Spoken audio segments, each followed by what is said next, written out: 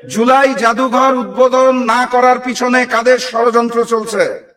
কেন সন্ত্রাসী সংগঠন ইসকনকে বাংলাদেশে 120 কোটি টাকার জমি মাত্র 2 লক্ষ টাকায় তুলে দেওয়া হয়েছে? ব্যাংক লুটেরাদের হাতে আবারও কিভাবে করে ব্যাংকগুলো তুলে দেওয়া হচ্ছে? প্রশ্ন করতে হবে শিলং থেকে ট্রেনিং প্রাপ্ত সেই নেতা যিনি বর্তমানে বাংলাদেশের প্রক্সি প্রধানমন্ত্রী, তার হাতে কেন আমার এই সোনার বাংলা? সংগ্রামী সাথী এবং বন্ধুগণ, আমরা আকাশের ঘুড়িটাকে দেখতে পারি, ঘুড়ির সাথে যেই সুতাটা থাকে তার কিছু অংশ দেখতে পারি, কিছু অংশ পারি না। সেই সুতার মধ্যে থাকে ডিপ স্টেট, সরকার, কমিশন, প্রশাসন, মিডিয়া। কিছু কিছু অংশ দৃশ্যমান হয়, কিছু কিছু হয় না। এই ঘুড়ি আর সুতার পিছনে যে নাটাই থাকে, সেই নাটাইটাকে আমরা দেখতে পারি না। বাস্তবতা এটাই, ক্ষমতার পালা বদলে ওই নাটাইটা এই মুহূর্তে আবারও ভারতের হাতে চলে গিয়েছে। এখন প্রশ্ন করতে পারেন, ভারত কেন গণভোটকে মানতে চাইছে না? কেন তারা জুলাইকে ভয় পাইছে? কারণ খুব সাধারণ। অগাস্ট মাসের 5 তারিখে শুধুমাত্র ফ্যাসিস্ট শেখ হাসিনা এবং আওয়ামী লীগের পতন হয়নি, সেদিন ভারতীয় আধিপত্যবাদ বাংলার জমিন থেকে পরাজিত হয়েছিল। তারা নতুন করে সেই আধিপত্যবাদকে ফেরত পেতে চায়। আমার দুটো ছোট ছোট সন্তান আছে, তারা যখন দুনিয়াতে আসে এবং বড় হওয়া শুরু করে, আমি তাদের শিক্ষা দিতাম। যখন পড়াতাম আমার মনে আছে আমি বলতাম A for apple, B for ball. Hindustan, Bharat আমাদের শিখাতে চায় A for Awami League, B for BNP. ভারতের পরিকল্পনায় আওয়ামী লীগের অসমাপ্ত কাজকে পূরণ করার জন্য যে বিএনপি দায়িত্ব গ্রহণ করেছে, সেই বিএনপি এবং ভারতের আধিপত্যবাদকে আমরা মেনে নেব না ইনশাআল্লাহ। কথাবার্তা পরিষ্কার। 1 জুলাই গিয়েছে, আরেক জুলাই আসবে। এক গণ অভ্যুত্থান গিয়েছে, আগামী গণ অভ্যুত্থান আসতে যাচ্ছে। যদি না হয় সংসদে, সমাধান হবে রাজপথে। নতুন গণ অভ্যুত্থানের প্রস্তুতি নিন। যে কারচুপি করা হয়েছে বা ইঞ্জিনিয়ারিং এর কথা বলা হয়, এটা যে সত্য, এটা উপদেষ্টা রেজওয়ানার বক্তব্যের পরে আর নতুন করে বলার কিছু নাই। তিনি বলেছেন যে আমাদেরকে মেইন স্ট্রিমে যেতে দেওয়া হয়নি, তাহলে তো এই নির্বাচন প্রশ্নবিদ্ধ হয়েছে। আজকে যারা 49% ভোট পেয়ে 70% ভোটকে প্রশ্নবিদ্ধ করার চেষ্টা করছে, তাদের তো কাছের ঘরে বসে ঢিল ছোড়ার মতো অবস্থা। কি করা হচ্ছে? আপনারা কেন স্পিকার শারমিনকে গ্রেপ্তার করলেন? কে বলেছিল গ্রেপ্তার করতে? গ্রেপ্তার করার পরে আবার আপনি তাকে ছেড়ে দিলেন কেন? এত মানবিকতা কেন? আমরা তো দেখেছিলাম যে বেগম খালেদা জিয়াকে গ্রেপ্তারের পরে তাকে বিনা চিকিৎসায় তাকে হত্যা করা হয়েছে, কিন্তু শারমিনের বেলায় আপনারা মানবিকতা দেখালেন, অলরেডি জামিন দেওয়া শেষ। সাবের চৌধুরীর বেলায় একই কাজ করেছেন। তার মানে আজকে আপনাদের সমস্ত কর্মকাণ্ডের মধ্যে একে একে প্রমাণ হচ্ছে যে আপনারা ভারতের অনুকম্পা নিয়ে ক্ষমতায় এসেছেন। তারেক রহমান সাহেব বলেছিলেন যে এবারের যে নির্বাচনটা খুবই ক্রিটিক্যাল হবে, খুবই ক্রিটিক্যাল হবে। আমরাও অবস্থা দৃষ্টে যেভাবে সারা দেশে 11 দলীয় জোটের জোয়ার এসেছিল, আমরা ভেবেছিলাম যারাই ক্ষমতায় যাবে হয়তো 10টা 15টা আসনের ব্যবধান হবে, কিন্তু এই যে প্রায় 212টা 14টা আসন যারা দিয়েছে, আজকে তারাই তাদের পক্ষে তারা কাজ করছে। আওয়ামী লীগ এবং এদেশের সংখ্যালঘুদেরকে নির্বাচনের 2 দিন আগে ভারতের ইশারায় সরাসরি ভাবে তাদেরকে বিএনপির পক্ষে দাঁড়া করানো হয়েছিল। যার কারণে বলবো, যেভাবেই হোক আপনারা সরকারে গেছেন, আপনারা আজকে এই গণভোটের রায় মেনে নেন। যদি গণভোটের রায় মেনে না নেন, আমরা জানি যে আপনারা আন্দোলন সংগ্রাম কি করেন। দীর্ঘ 20 বছর আপনাদের সাথে আন্দোলন সংগ্রাম করেছি। ঈদের পরে, কুরবানির পরে, পরীক্ষার পরে, বর্ষার পরে আমরা কিন্তু এই রাস্তায় যাব না। অলরেডি গতকালকেই কিন্তু সালাউদ্দিন সাহেবের কণ্ঠ কিছুটা পরিবর্তন হয়েছে। ইনশাআল্লাহ সারা বাংলাদেশে আমরা পরিকল্পিতভাবে কর্মসূচি দিলে পুরোটাই ঘুরে যাবে ইনশাআল্লাহ। আসসালামু আলাইকুম রহমতুল্লাহ। সুপ্রিয় দর্শক, আজকের গুরুত্বপূর্ণ ভিডিওর সামান্য অংশ আপনারা ভিডিওর শুরুতে দেখলেন।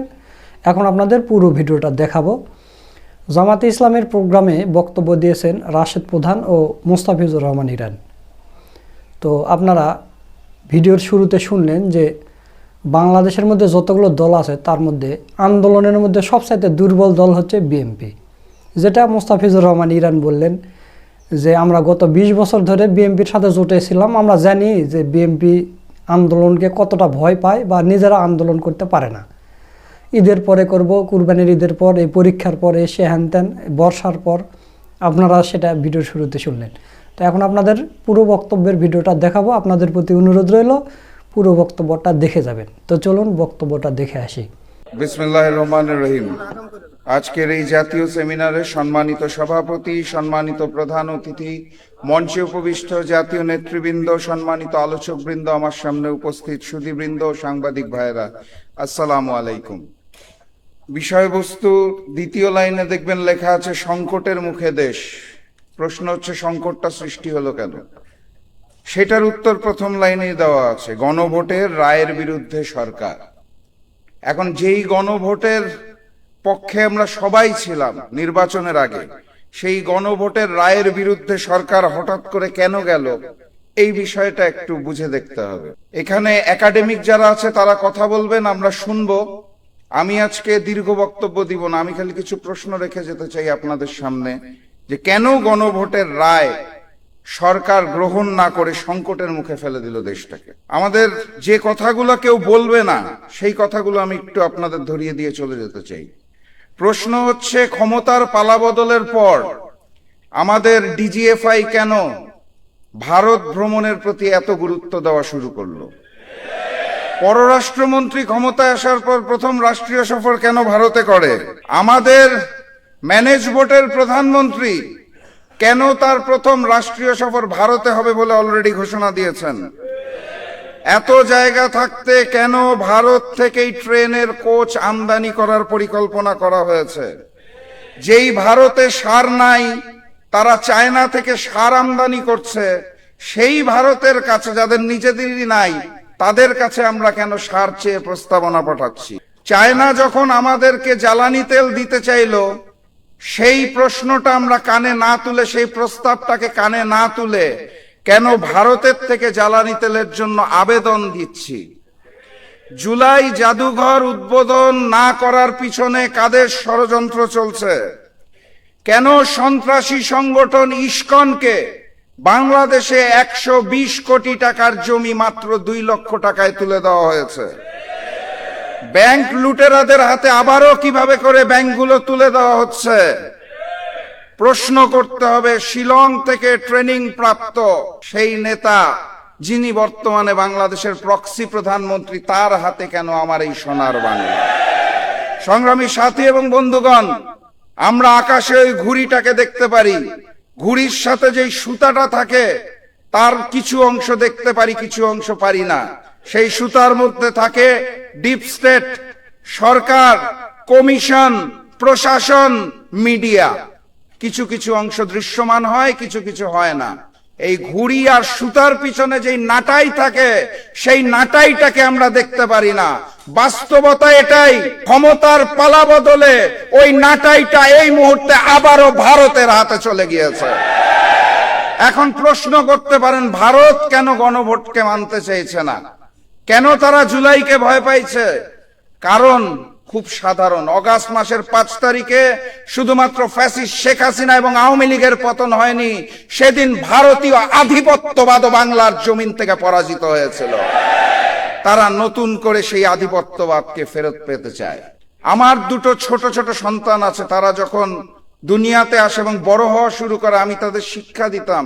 যখন পড়াতাম, আমার মনে আছে আমি বলতাম, A for apple, B for ball. Hindustan, Bharat আমাদের শিখাতে চায় A for Awami League, B for BNP. ভারতের পরিকল্পনায় আওয়ামী লীগের অসমাপ্ত কাজকে পূরণ করার জন্য যেই বিএনপি দায়িত্ব গ্রহণ করেছে, সেই বিএনপি এবং ভারতের আধিপত্যবাদকে আমরা মেনে নেব না ইনশাআল্লাহ। কথাবার্তা পরিষ্কার। 1 জুলাই গিয়েছে, আরেক জুলাই আসবে। এক গণ অভ্যুত্থান গিয়েছে, আগামী গণ অভ্যুত্থান আসতে যাচ্ছে। যদি না হয় সংসদে, সমাধান হবে রাজপথে। নতুন গণ অভ্যুত্থানের প্রস্তুতি নিন, দেখা হবে বিজয় ইনশাআল্লাহ। বিজয়ের পথে যাত্রা শুরু, জীবন অথবা মৃত্যু। আসসালামু আলাইকুম। 11 দলীয় জোট আয়োজিত আজকের এই জাতীয় সেমিনারের সম্মানিত সভাপতি, প্রধান অতিথি, আলোচকবৃন্দ, সাংবাদিক বন্ধুরা, সুধী মণ্ডলী, আসসালামু আলাইকুম ওয়া রাহমাতুল্লাহি ওয়া বারাকাতুহু। আমি শুরুতেই ধন্যবাদ জানাই যে আজকের এই সুন্দর সেমিনার আয়োজনের জন্য, এবং আমাদের সুশীল সমাজের প্রতিনিধি, রাজনৈতিক নেতৃবৃন্দ এবং বিশেষ করে যে প্রবন্ধ উপস্থাপন করা হয়েছে তার মধ্য দিয়েই আজকের বিষয়বস্তু আপনাদের সামনে উপস্থাপিত হয়েছে।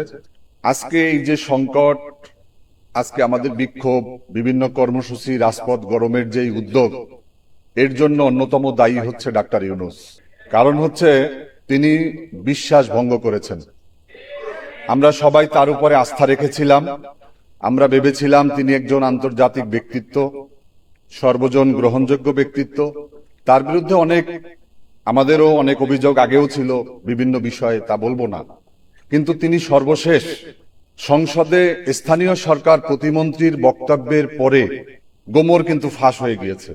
তিনি বলেছেন যে লন্ডনে গিয়ে প্রধান উপদেষ্টা তিনি ট্রফি দিয়ে আসছেন। এই ট্রফি কি প্রধানমন্ত্রীর পদ? এটা তো আজকে প্রমাণ হচ্ছে। নির্বাচনে যে কারচুপি করা হয়েছে বা ইঞ্জিনিয়ারিং এর কথা বলা হয়, এটা যে সত্য, এটা উপদেষ্টা রেজওয়ানার বক্তব্যের পরে আর নতুন করে বলার কিছু নাই। তিনি বলেছেন যে আমাদেরকে মেইন স্ট্রিমে যেতে দেওয়া হয়নি, তাহলে তো এই নির্বাচন প্রশ্নবিদ্ধ হয়েছে। আজকে যারা 49% ভোট পেয়ে 70% ভোটকে প্রশ্নবিদ্ধ করার চেষ্টা করছে, তাদের তো কাছের ঘরে বসে ঢিল ছোড়ার মতো অবস্থা। সংগ্রামী বন্ধুরা আমার, এখানে জামাত ইসলামীর নেতৃত্বে 8টি রাজনৈতিক দল তারা আন্দোলন করতেছিল এই 5 তারিখের পরিবর্তনের পরে যে সংস্কার, বিচার এবং নির্বাচন হতে হবে। সংস্কার প্রশ্নে যে কি হয়েছে তা তো আপনারা দেখছেন যে আজকে গণভোটের পরেও, গণভোট বিজয়ী হওয়ার পরেও তারা তা মানছে না। বিএনপি বিশ্বাস ভঙ্গ করেছে, বিএনপিও। আমরা জাতীয় ঐক্যমত্য কমিশনে সেদিন হয়তো আমি একটু বিপরীত জায়গাতে ছিলাম, কিন্তু ওইখানে যেই সমস্ত বক্তব্য উপস্থাপনা হতো, বিষয় অবতারণা হতো, এই সালাউদ্দিন সাহেবের মুখের দিকে তাকিয়ে কিন্তু এগুলো অনেকটা নির্ভর হতো। সেখানে আমরা যে আরো যেই দলগুলো ছিলাম, তিনি যেই ভাবে কথা বলেন বা যেই ধারায় কথা বলেন, টোটাল কমিশনই তো তার দিকে অনুকরণ করে তারপর ওইভাবে সিদ্ধান্ত নেওয়া হতো। এবং সবগুলো সিদ্ধান্ত কিন্তু এই বিএনপির তাকে সামনে রেখে নেয়ার পরে তারপরে আজকে কেন তারা ইউটার্ন নিয়েছে? আজকে 8 দলের দাবি ছিল যে প্রথমে বিচার করতে হবে, সেই বিচারের জায়গা আজকে প্রশ্নবিদ্ধ করেছে। সেখানে আমরা দেখলাম যে তাজুল ইসলামের মতো একজন সাহসী এবং দক্ষ আইনজীবীকে সেখান থেকে সরিয়ে দিয়ে আজকে কি করা হচ্ছে? আপনারা কেন স্পিকার শারমিনকে গ্রেপ্তার করলেন? কে বলেছিল গ্রেপ্তার করতে? গ্রেপ্তার করার পরে আবার আপনি তাকে ছেড়ে দিলেন কেন? এত মানবিকতা কেন? আমরা তো দেখেছিলাম যে বেগম খালেদা জিয়াকে গ্রেপ্তারের পরে তাকে বিনা চিকিৎসায় তাকে হত্যা করা হয়েছে, কিন্তু শারমিনের বেলায় আপনারা মানবিকতা দেখালেন, অলরেডি জামিন দেওয়া শেষ। সাবের চৌধুরীর বেলায় একই কাজ করেছেন। তার মানে আজকে আপনাদের সমস্ত কর্মকাণ্ডের মধ্যে একে একে প্রমাণ হচ্ছে যে আপনারা ভারতের অনুকম্পা নিয়ে ক্ষমতায় এসেছেন। তারেক রহমান সাহেব বলেছিলেন যে এবারের যে নির্বাচন, এই নির্বাচনটা খুবই ক্রিটিক্যাল হবে, খুবই ক্রিটিক্যাল হবে। আমরাও অবস্থা দৃষ্টে যেভাবে সারা দেশে 11 দলীয় জোটের জোয়ার এসেছিল, আমরা ভেবেছিলাম যারাই ক্ষমতায় যাবে হয়তো 10টা 15টা আসনের ব্যবধান হবে, কিন্তু এই যে প্রায় 212টা 14টা আসন যারা দিয়েছে, আজকে তারাই তাদের পক্ষে তারা কাজ করছে। আওয়ামী লীগ এবং এদেশের সংখ্যালঘুদেরকে নির্বাচনের 2 দিন আগে ভারতের ইশারায় সরাসরি ভাবে তাদেরকে বিএনপির পক্ষে দাঁড়া করানো হয়েছিল। যার কারণে বলবো, যেভাবেই হোক আপনারা সরকারে গেছেন, আপনারা আজকে এই গণভোটের রায় মেনে নেন। যদি গণভোটের রায় মেনে না নেন, আমরা জানি যে আপনারা আন্দোলন সংগ্রাম কি পারেন। দীর্ঘ 20 বছর আপনাদের সাথে আন্দোলন সংগ্রাম করেছি। ঈদের পরে, কোরবানির পরে, পরীক্ষার পরে, বর্ষার পরে আমরা কিন্তু এই রাস্তায় যাব না। অলরেডি গতকালকেই কিন্তু সালাউদ্দিন সাহেবের কণ্ঠ কিছুটা পরিবর্তন হয়েছে। ইনশাআল্লাহ সারা বাংলাদেশে আমরা পরিকল্পিতভাবে কর্মসূচি দিলে পুরোটাই ঘুরে যাবে ইনশাআল্লাহ। আজকে এখানে আরেকটা কথা বলে শেষ করব। আমি তখন বিএনপির সাথে খুবই কাছাকাছি, তখন নিম্নকক্ষে পিআর নিয়ে দাবি নিয়ে আন্দোলন সংগ্রাম হচ্ছিল।